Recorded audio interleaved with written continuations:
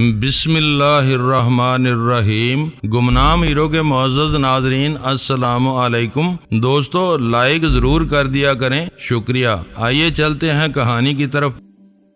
اس وقت میں نے شوبراج سے کوئی گلہ نہیں کیا تھا، اسے یہ سمجھانے کی کوشش کی تھی کہ وہ مجھے کیسے پہچان سکے گا، لیکن اس کے دل میں چور تھا۔ اس نے میرے بہروپ سے فریب کھا کر مجھ سے بہت زہریلی باتیں کی تھی۔ اس نے آج خود کہا کہ وہ 7 بجے کی مجوزہ ملاقات میں اس واقعے کے بارے میں اپنی پوزیشن صاف کرے گا۔ میں نے ہنس کر اس کی بات سنی اور ہمارے درمیان گفتگو ختم ہو گئی۔ اسے اچانک تم سے ملنے کا خیال کیوں آ گیا؟ ویرا میرے اور شوبراج کے درمیان طے ہونے والی ملاقات کے بارے میں شکوک و شبہات میں مبتلا ہو تھی۔ وہ آزاد ہے، اس لیے ابھی تک اسے قانون کا کوئی خوف نہیں ہے۔ اسے 2 فریقوں کی طرف سے خطرات لاحق ہیں، FBI اور میں۔ ہو سکتا ہے اب وہ مجھ سے مفاہمت کے بارے میں سوچ رہا ہو۔ اس ملاقات میں جنگ و جدل کا امکان نہیں ہے، یہ بس ملاقات ہی رہے گی۔ یہ تمہاری خوش فہمی ہے، بچھو سے بوسے کی توقع نہیں کی جا سکتی۔ وہ جب آگے بڑھے گا ڈنک مارنے کی کوشش کرے گا، تم اسے نہ مارو لیکن وہ تمہیں معاف نہیں کرے گا۔ اس پر آنکھیں بند کر کے اعتماد نہیں کیا جا سکتا۔ غزالہ نے اس کی تائید کی۔ آپ نے بہت آسانی کے ساتھ اس کی تجویز قبول کر لی۔ تم سے کس نے کہہ دیا کہ میں اس پر بھروسہ کر رہا ہوں؟ میں نے کہا میں وہاں اکیلا نہیں جاؤں گا۔ اس نے کوئی گڑبڑ کرنے کی کوشش کی تو اسے وہیں کچل دیا جائے گا۔ اسے اپنی شناخت بتا کر تم نے بہت بڑی غلطی کی ہے۔ ویرا بولی، ابھی تک تم اس کے لیے صرف ایک نام تھے، تم اس کے برابر میں سے گزر جاتے تو بھی وہ تمہیں نہیں پہچان سکتا تھا۔ یہ تمہاری غلط فہمی ہے، میں اس سے اپنے ایک آدمی کے روپ میں مل چکا تھا۔ میں نے اس کی بات کاٹ کر کہا، میں ڈینی کی بات کر رہی ہوں۔ ویرا زور دے کر بولی، اسے یہ معلوم نہیں ہو پاتا کہ تم ڈینی ہو۔ اب تم اس کے سامنے آ گئے ہو، وہ ایک نظر میں تمہیں پہچان لے گا۔ تم ایک دور ازکار اندیشے کے بارے میں سوچ رہی ہو۔ میری بات سمجھنے کی کوشش کرو، اپنے ذہن پر ذرا سا زور دو۔ اس نے کہا، ہو سکتا ہے اس نے یہی جاننے کے لیے ملاقات کا ڈرامہ رچایا ہو۔ تمہیں مان لینا چاہیے کہ تم سے غلطی ہوئی ہے۔ ویرا ایک معقول اندیشے کا اظہار کر رہی ہے، آپ اس کی بات پر غور کیوں نہیں کرتے؟ غزالہ نے اس کا ساتھ دیتے ہوئے کہا، ہم ان اندیشوں میں الجھتے رہے تو یہ بات بہت دور نکل جائے گی۔ میں نے بے پرواہی سے جواب دیا، آسمان ہمارے سروں پر معلق ہے، کل کلاں کو یہ اچانک نیچے گر سکتا ہے۔ آسمان کچھ بھی نہیں ہے، ویرا نے پرسکون رہتے ہوئے نکتہ افرینی کی، یہ ہماری حد نگاہ کا ایک نام ہے، مگر شوبراج ٹھوس زمینی حقیقت ہے۔ ہم یہ بات فراموش نہیں کر سکتے کہ وہ پرلے درجے کا عیار اور مکار ہے۔ تمہاری دانش میں مجھے کیا کرنا چاہیے تھا؟ میں نے طنز سے پوچھا، اپنی شناخت بتانے کے بجائے اسے آمادہ کرتے کہ وہ مقررہ وقت پر فوڈ کورٹ میں پہنچ جائے۔ تم خود اسے پہچان کر اس تک پہنچ جاتے۔ اسے کیسے پتا چلتا کہ وہ ڈینی ہی سے مل رہا ہے؟ دل ہی دل میں ویرا کی بات کی معقولیت کو ماننے کے باوجود میں نے کٹ حجتی اختیار کر لی۔ اپنے اور اس کے درمیان ہونے والی کلیدی باتوں کو دہرا کر تم آسانی سے اسے باور کرا سکتے تھے کہ تم کون ہو۔ چلو مان لیا کہ مجھ سے یہ احمقانہ غلطی سرزد ہو گئی۔ میں نے تمسخرانہ لہجے میں کہا، یہ بتاؤ کہ اب مجھے کیا کرنا چاہیے؟ ہوشیاری کے ساتھ ہوش میں رہنا چاہیے۔ ویرا کی سنجیدگی میں سرے منہ فرق نہیں آیا۔ شوبراج اپنا مقصد حاصل کر چکا ہے۔ مجھے شبہ ہے کہ وہ 7 بجے فوڈ کورٹ میں نہیں پہنچے گا۔ ہو سکتا ہے کہ وہ تمہاری نشاندہی کر کے کرائے کے کسی قاتل کو وہاں بھیج دے۔ تم سے مصالحت کے مقابلے میں وہ چھٹکارا پانے کو ترجیح دے گا، یہی اس کا منصوبہ نظر آتا ہے۔ ایسا ہونا ممکن نظر نہیں آتا، لیکن پھر بھی تمہارا ممنون ہوں کہ تم نے اس امکان کو نشاندہی کر دی۔ میں نے اس کی فکر مندی کا اندازہ کرتے ہوئے پورے خلوص سے کہا، میں وہاں جاؤں گا تو اس امکان کو نظر انداز نہیں کروں گا۔ اپنے ساتھ کس کس کو لے جانے کا ارادہ ہے؟ غزالہ نے پوچھا۔ سلطان شاہ مجھ سے الگ رہ کر حالات پر نظر رکھے گا۔ اس کی مداخلت کی ضرورت پیش نہ آئی تو وہ خاموشی سے لوٹ آئے گا۔ اگر شوبراج آ ہی جاتا ہے تو کیوں نہ سلطان شاہ کو اس کے پیچھے لگا دیا جائے۔ اس وقت غزالہ کا ذہن تیزی سے کام کر رہا تھا۔ تمہارے کہنے سے پہلے میں یہ فیصلہ کر چکا تھا۔ سلطان شاہ نے مسکراتے ہوئے کہا، وہاں جا کر خالی ہاتھ لوٹ آنے سے بہتر ہے کہ اس کے ٹھکانے کا سراغ لگانے کی کوشش کی جائے، ہو سکتا ہے کہ اسی طرح میری غلطی کا ازالہ ہو جائے۔ اس کی زبان سے وہ غلطی کا ذکر سن کر ویرا بری طرح چونکی تھی۔ اس کا رد عمل دیکھتے ہی سلطان شاہ کے چہرے پر ہوائیاں اڑنے لگیں۔ اسے اندازہ ہو گیا کہ وہ ربانی میں ایک غلط بات کہہ گیا ہے۔ میں نے اس کی صورتحال کو سنبھالتے ہوئے دخل اندازی کی، اس کی کوئی غلطی نہیں تھی۔ بیچارے کے ذہن میں یہ خیال بیٹھ گیا ہے کہ ڈاکٹر صادق کے مکان سے اس نے شبراج کو میرے ساتھ لانے کے بجائے اسے وہیں گولی مار دی ہوتی تو زیادہ بہتر ہوتا، یہی ہونا چاہیے تھا، ویرا نے زور دے کر کہا۔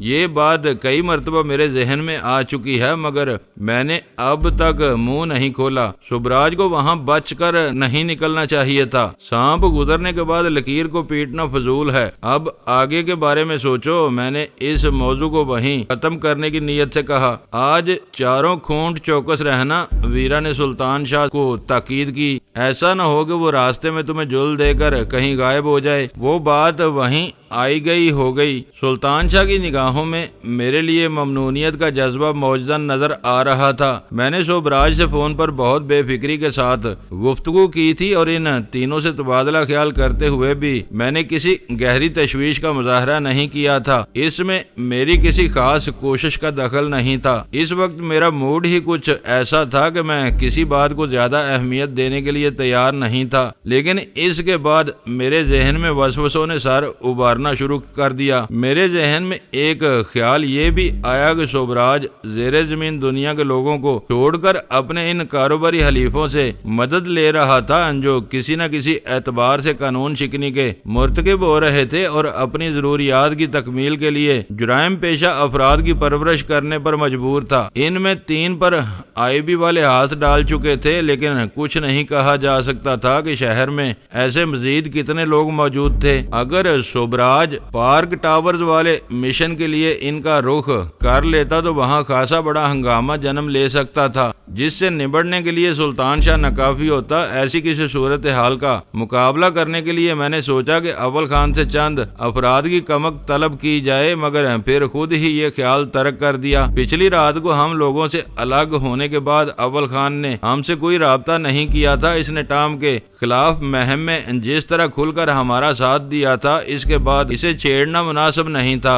اپنی تمام تر آزادیوں کے باوجود وہ بہرحال جلال کی طرح ایک سرکاری افسر تھا۔ اس پر کسی قسم کی قانونی پابندیاں نہیں تھیں، پھر بھی وہ کسی نہ کسی کو جواب دہ تھا۔ مجھے شبہ تھا کہ رات کے واقعات کے بعد اپنا دامن بچائے رکھنے کے لیے وہ دانستہ ہم سے الگ تھلگ ہو گیا تھا۔ اسے غیر قانونی طور پر کسی نئے معاملے میں گھسیٹنا مناسب نہیں تھا۔ ٹام کی ہلاکت کے بعد پیدا ہونے والے حالات میں اسے اپنے بچاؤ کے لیے وقت دینا ہماری اخلاقی ذمہ داری تھی۔ میں نے اپنے ذہن میں آنے والے ان خیالات میں کسی کو شریک نہیں کیا، خاموشی سے اپنی تیاری میں لگا رہا۔ ٹھیک 6 بجے میں سلطان شاہ کو اپنے ساتھ لے کر گھر سے نکل کھڑا ہوا۔ گھر کے پرتجسس ماحول سے باہر آتے ہی سلطان شاہ بولا، آج تم نے عین وقت پر مجھے بہت بڑی شرمندگی سے بچا لیا۔ میرا کام اب یہی رہ گیا ہے کہ میں تم لوگوں کی غلطیوں کی لیپا پوتی کرتا پھروں۔ میں نے ہنستے ہوئے کہا، تمہیں اپنی غلطی کا ذکر کرنے کی کیا ضرورت تھی؟ مجھے آپس میں جھوٹ بولنے کی عادت نہیں ہے۔ روا ربی میں زبان پھسل گئی تھی، لیکن ویرا کے چہرے پر نظر پڑتے ہی میں پریشان ہو گیا تھا۔ پتہ نہیں اسے دوسروں کی خامیوں کی ٹو لگانے میں کیا مزہ آتا ہے۔ اس نے نادم ہوتے ہوئے اپنی صفائی پیش کی۔ حیرت ہے کہ اس کے ساتھ اتنی مدت گزار لینے کے بعد آج تمہیں یہ سوال یاد آیا ہے۔ اس کے حواس ہر وقت پوری طرح کام کرتے ہیں، جہاں ذرا سی چوک ہوتی ہے اس کے کان کھڑے ہو جاتے ہیں۔ وہ خاموش ہو گیا۔ چند لمحوں کے بعد اس نے دھیمی آواز میں کہا، تم مجھے اپنے ساتھ لے جا رہے ہو، لیکن ابھی تک یہ نہیں بتایا کہ مجھے کیا کرنا ہوگا۔ میں نے آنے والے واقعات کے بارے میں اسے بریف کرنا شروع کر دیا۔ پارک ٹاورز کی عمارت باہر سے اتنی روشن نظر نہیں آتی۔ خوابناک روشنی میں نہائے ہوئے سائن بورڈ اپنی طرف بلاتے ہوئے نظر آتے ہیں، لیکن اندر پوری عمارت یوں جگمگا رہی تھی کہ فرش پر گری ہوئی سوئی بھی آسانی سے تلاش کی جا سکتی تھی۔ میں مقررہ وقت سے 10 منٹ پہلے وہاں پہنچ گیا۔ اپنے گرد و پیش کا جائزہ لیتا ہوا میں فوڈ کورٹ کی حدود میں داخل ہوا تو شام کا وقت ہونے کے باوجود وہاں بیشتر میزیں بھری ہوئی نظر آ رہی تھی۔ میں خاموشی سے ایک ستون کی آڑ میں اس طرح کھڑا ہو گیا کہ ستون کے سائے نے مجھے اپنی پناہ میں لیا ہوا تھا۔ میں مضبوط ریلنگ کے سہارے یوں ٹک کر کھڑا ہوا تھا جیسے مجھے کسی کی آمد کا انتظار ہو، اور واقعی مجھے انتظار تھا، کسی خوش جمال کا نہیں بلکہ سوبراج جیسے بد خصال کا۔ میں نے جس جگہ کا انتخاب کیا تھا وہاں سے فوڈ کورٹ میں آنے جانے والوں پر آسانی سے نگاہ رکھی جا سکتی تھی۔ اس وقت سوبراج کا کہیں نام و نشان نہیں تھا۔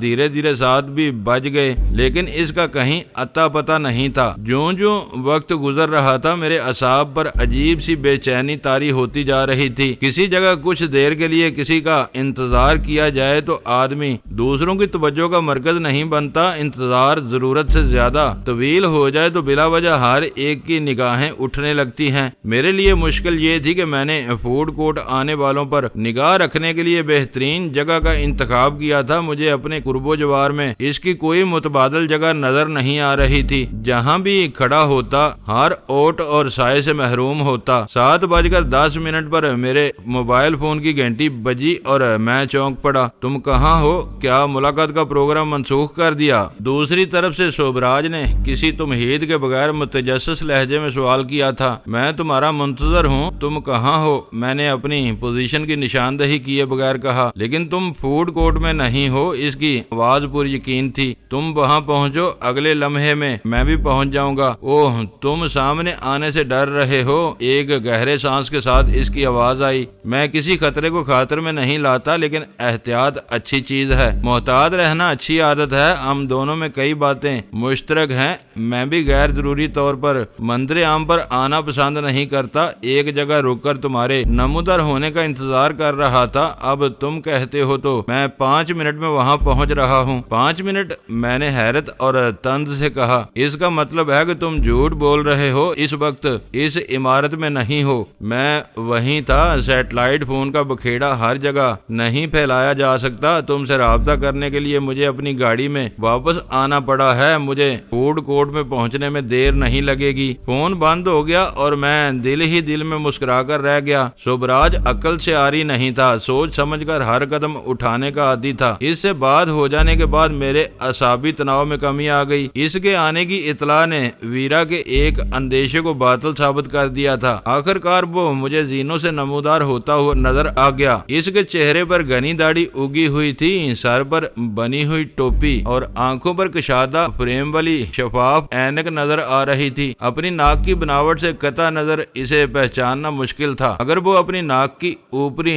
گولائی کی سرجری کرا لیتا تو اسے خود کو چھپائے رکھنے میں قابل رشک کامیابی حاصل ہو سکتی تھی۔ وہ فوڈ کورٹ کی حدود میں داخل ہوتے ہی مشروبات کے اسٹال پر گیا تھا۔ میں نے بہت تیزی سے اپنی جگہ چھوڑی اور اس کی طرف ہو لیا۔ ایک نہیں 2 گلاس لو، میں نے اس کے عقب میں پہنچ کر دھیرے سے کہا۔ اس وقت میں تمہارا مہمان ہوں۔ میری آواز سنتے ہی وہ بہت پھرتی سے ایڑیوں کے بل گھوما تھا۔ مجھ سے نظریں چار ہوتے ہی اس کے ہونٹوں پر مکارانہ مسکراہٹ پھیل گئی۔ کاؤنٹر والا 2 دوستوں کی اس اتفاقی ملاقات پر زیر لب مسکرا رہا تھا۔ فریش لائم کے 2 گلاس خرید کر ہم دونوں ایک دور افتادہ گوشے میں لگی ہوئی اس خالی میز کی طرف بڑھ گئے جس کے ساتھ صرف 2 کرسیاں پڑی ہوئی تھیں۔ اس میز کے ساتھ زیادہ سے زیادہ ایک اور کرسی لگائی جا سکتی تھی۔ چوتھی طرف میز دیوار سے جڑی ہوئی تھی۔ سیٹلائٹ فون میں واقعی بکھیڑا ہوتا ہوگا۔ میں نے اپنی کرسی سنبھالتے ہی اس سے کہا، تم کو موبائل فون خرید لینا چاہیے۔ جس زمانے میں موبائل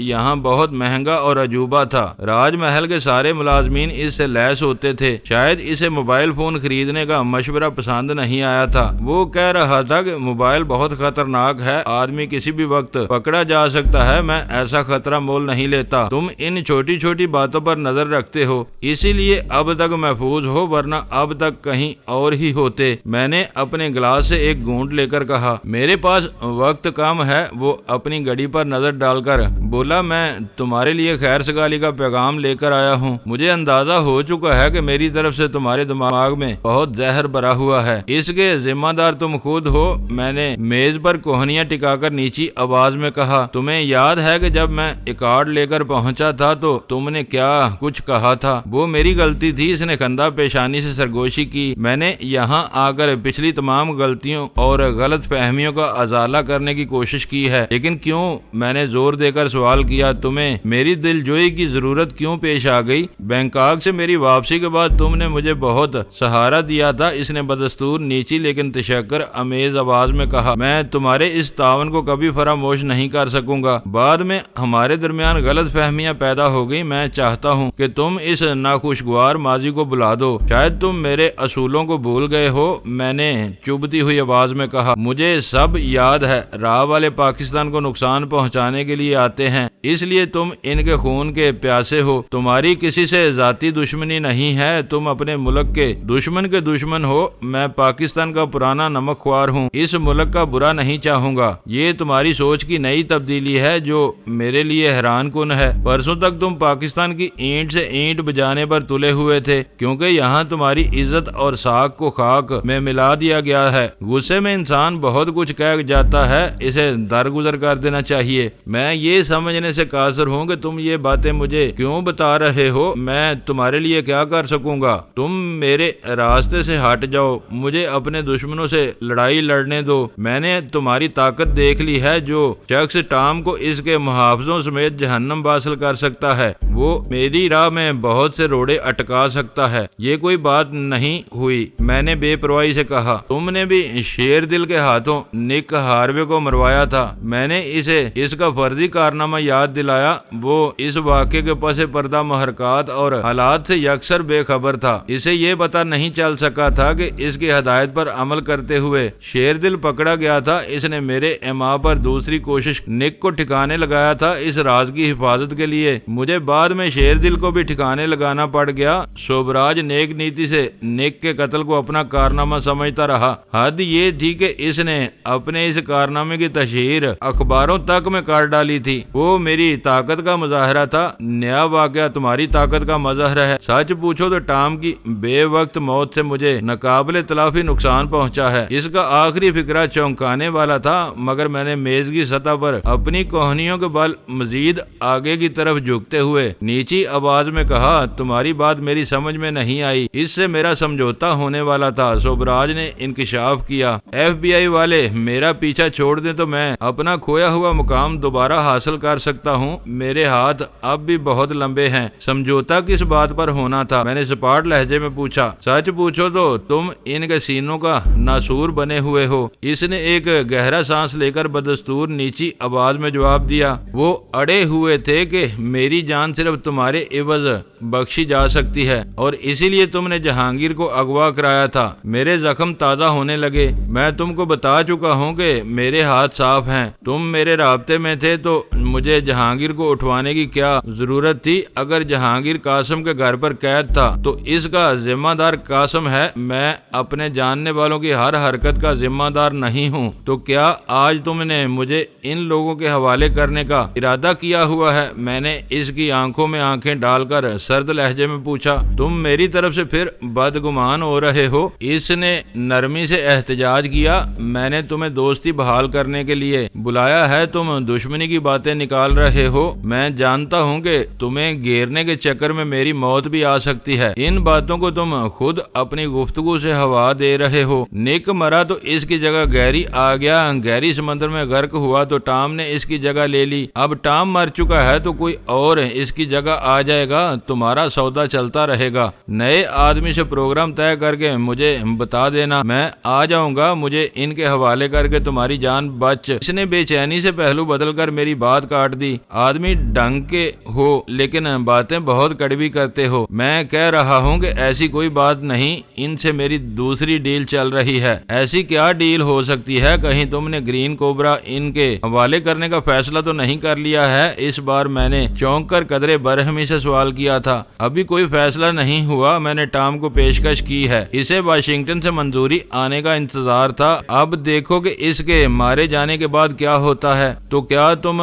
گرین کوبرا فائل انہیں دے دو گے؟ میں نے درستی سے پوچھا۔ مجبوری ہے، میری وفاداری کے کسی ٹھوس ثبوت کے بغیر وہ میرا پیچھا نہیں چھوڑیں گے۔ میں نے اپنے داہنے ہاتھ سے یکا یک اس کی بائیں کلائی مضبوطی سے تھام کر کہا، सुबराज, तुम जानते हो कि वो फाइल कितनी अहम है और ये भी जानते हो कि मैं अपने मुल्क के दुश्मनों का बदतरीन दुश्मन हूँ। वो फाइल इनके हाथ लगी तो मैं तुम्हारा खून पी जाऊंगा। इसने जोर लगाने की कोशिश की तो मैंने इसकी कलाई छोड़ दी। वो बेढंगी हंसी के साथ बोला, तुम में बड़ी खराबी है कि तुम बात बात पर बिगड़ जाते हो। मैं इसी से मिलती जुलती ऊट पटांग कागजों पर मुश्तमिल जाली फाइल बनाकर टाम को थमा देता और मेरी जान बच जाती। किसी को नहीं मालूम कि इस फाइल में क्या है। जो कुछ मैं दे दूंगा वो कबूल कर लेंगे। आलमी एजेंसियां कच्ची गोलियां नहीं खेलती। इनसे तुम्हारी जालसाजी ज्यादा देर तक नहीं छुपी रहेगी। हकायक के सामने आते ही वो तुम्हारी गर्दन मार देंगे। ये बातें तुम भी जानते हो। मुझे कोई ऐसी कहानी सुनाओ जो समझ में आने वाली हो। इससे बातें करते हुए मैंने एक पल के लिए भी इसके चेहरे से अपनी नजरें नहीं हटाई थी। वो मरकर भी असलियत का पता नहीं चला सकेंगे। वो कुछ परेशान होकर बोला, इनके माहिर इन कागजों पर महीनों अपना सर खपाते रहेंगे। इतने बोले ना बनो। दुनिया भर में सरकश हुकूमतों के तख्ते उलटने वाले इतने बेवकूफ नहीं हो सकते। इनको मालूम है कि ग्रीन कोबरा फाइल दिल्ली से उड़ाई गई है। कागजों का कोई सर पैर ना मिला तो वो भारतीयों से रजू करेंगे। वो इनके गहरे दोस्त हैं। तुम्हारी पोल खुल जाएगी। मैंने इसकी बात काट कर कहा। शोभराज की पेशानी पर पसीने की नन्ही नन्ही बूंदें उभर आईं। इसने उलझन अमेज लहजे में कहा, ये बात मेरे जहन में नहीं आ सकी थी, अब आ गई है तो तुम क्या करोगे? मैंने पूछा। मुझे सोचना पड़ेगा। तुम्हारी बातें अजीब हैं। मैं तुमको नुकसान पहुंचा सकता हूं, ना अपने पाकिस्तान को। हो सकता है कि मैं अब इनसे कोई बात ना करूं। जो जैसा चल रहा है चलने दो। वो बहुत ज्यादा मुस्तरब और परेशान नजर आने लगा था। इसकी जुबान से अपने पाकिस्तान के अल्फाज बिल्कुल ऊपरी और बनावटी महसूस हुए। मेरा मुशाहिदा बता रहा था कि वो वाकई बहुत बड़ा सियासतदान बन चुका था। इसकी हर बात में सियासत और मक्कारी घुसी हुई थी। इसकी किसी बात पर यकीन करना दुश्वार था। इतना वक्त गुजर जाने के बावजूद मैं इससे मुलाकात का मकसद समझने से कासिर हूँ। चंद सानियों तक खामोशी से इसे घूरने के बाद मैंने सपाट लहजे में कहा, सब कुछ बता चुका हूँ। मैंने अपना दिल खोलकर तुम्हारे सामने रख दिया है और तुम कह रहे हो कि अभी तक इस मुलाकात का मकसद समझ में नहीं आया। खूब, बहुत खूब। अपनी बात पूरी करके इसने हंसने की कोशिश की थी, मगर मैंने सर्द आवाज में इसे टोक दिया। मेरी बातों को मजाक में उड़ाने की कोशिश मत करो। मुझे तुम्हारे दिल की बातों से कोई गर्ज नहीं। मुझे चंद जुमलों में बताओ कि तुमने मुझे क्यों बुलाया है। FBI वाले तुम्हारे एवज मेरी खता माफ करने पर तैयार थे। मैंने देखा कि तुम बहुत खतरनाक आदमी हो। मैं तुम तक नहीं पहुंच सकता। इस कोशिश में मेरी जान जरूर जा सकती है। मैंने इनसे इनकार कर दिया। वो सोच सोच कर 90 तुले अल्फाज में कह रहा था, दुश्मनी और मक्कारी खत्म हो गई तो अब मैं तुमसे दोस्ती करना चाहता हूँ। ये असल कहानी है। बाकी मेरा और FBI वालों का मामला है। इसे मैं खुद निपटा लूंगा। इसका तुमसे कोई वास्ता नहीं है। मुझे इसकी बातें बेवजन महसूस हुई। मुझे वीरा का आधा नजरिया दुरुस्त नजर आने लगा। वो मुझे मरवाने का कोई फौरी मंसूबा लेकर नहीं आया था, लेकिन मुझे देखने और पहचानने में कामयाब हो गया था। इस वक्त तक मेरे दुश्मनों में ऐसा कोई फर्द जिंदा नहीं रहा था इसने मुझे डैनी की हैसियत से देखा या पहचान लिया हो। शुभराज मुझसे मिलकर वापस लौट जाता तो वो मुझे पहचानने वाला इकलौता हरीफ होता जिसे FBI और CIA वाले हाथों हाथ लेते। वो इदारे मेरे पीछे लगे हुए थे, मगर अपनी सरतोड़ कोशिशों के बावजूद मुझ पर हाथ डालने में कामयाब नहीं हो सके थे। इनकी वाहिद कमजोरी ये थी कि इनके पास मेरे नाम के सिवा कोई रिकॉर्ड नहीं था। तस्वीरी खाका या फिंगरप्रिंट्स ना होने के सबब वो मुसलसल अंधेरे में भटकते फिर रहे थे। ऐसी बेबसी के आलम में अगर शोभराज इनसे जा मिलता तो वो इसकी याददाश्त की मदद से मेरा खाका तैयार कर सकते थे, जिसके बाद मेरे लिए बहुत सी दुश्वारियां खड़ी हो सकती थी। वो एक क्रीन क्यास इम्कान था, लेकिन इसका एक पहलू बहुत कमजोर था। सवाल ये पैदा होता था कि शोभराज ने इस मौका पर सिर्फ मिल बैठने पर क्यों इत्तेफाक किया। वो चाहता तो टाम के मातहतों में से किसी को एतमाद में लेकर ये खबर पहुंचा सकता था कि मैं इस वक्त रात 7 बजे पार्क टावर के फूड कोर्ट में पहुंचने वाला था। अमरीकियों के लिए ये इशारा काफी होता। वो बेगुनाहों की हलाकत और मकामियों के भारी माली नुकसान की परवाह किए बगैर अपनी भरपूर ताकत इस्तेमाल करके मुझे ठिकाने लगाने के लिए पहुंच जाते। शोभराज को ना نہ صرف معافی مل جاتی بلکہ وہ $2 ملین کے خطیر انعام کا حقدار بھی بن جاتا۔ وہ گتھی میرے ذہن میں چکرا رہی تھی، اسی اثناء میں مجھے راج محل میں ویرا کے پکڑے جانے کا واقعہ یاد آ گیا۔ وہ شوبراج کے برے وقت کے آغاز کی پہلی کڑی تھی۔ امریکی حکام کی نظروں میں ویرا مجھ سے کم تر معتوب نہیں تھی۔ انہوں نے اس کی گرفتاری پر بھی $2 ملین کا انعام مقرر کیا ہوا تھا۔ شوبراج نے وہ سب جانتے بوجھتے ہوئے نیک ہاروے یا کسی اور امریکی کو ویرا کے پکڑے جانے کی خبر نہیں دی، خاموشی سے اسے اپنی قید میں لیے بیٹھا رہا۔ یہ ویرا کی قسمت تھی کہ وہ راج محل سے باہر نکلنے میں کامیاب ہو گئی، جہاں سے اس کو طاقت کے زور پر چھڑا لیا گیا۔ وہ شوبراج کی کوئی ذہنی گرہ ہو سکتی تھی، جس طرح اس نے کسی کو کانوں کان یہ خبر نہیں ہونے دی تھی کہ ویرا اس کی گرفت میں آ چکی ہے، اسی طرح وہ میرے بارے میں ہر بات اپنی ذات تک محدود رکھنا چاہ رہا تھا۔